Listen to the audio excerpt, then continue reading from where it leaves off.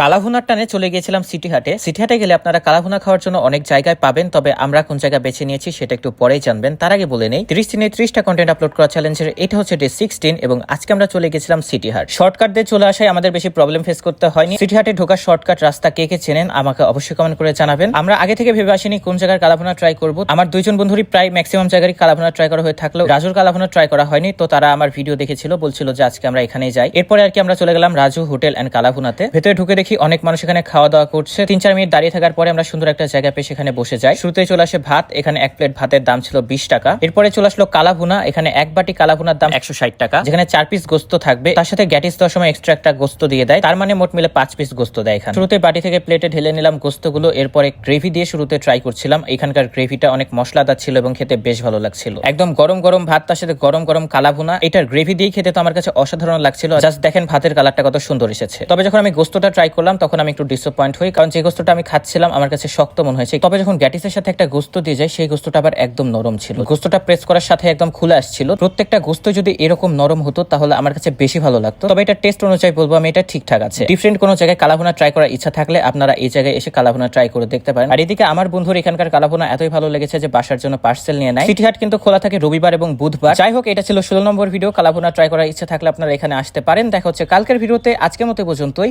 By.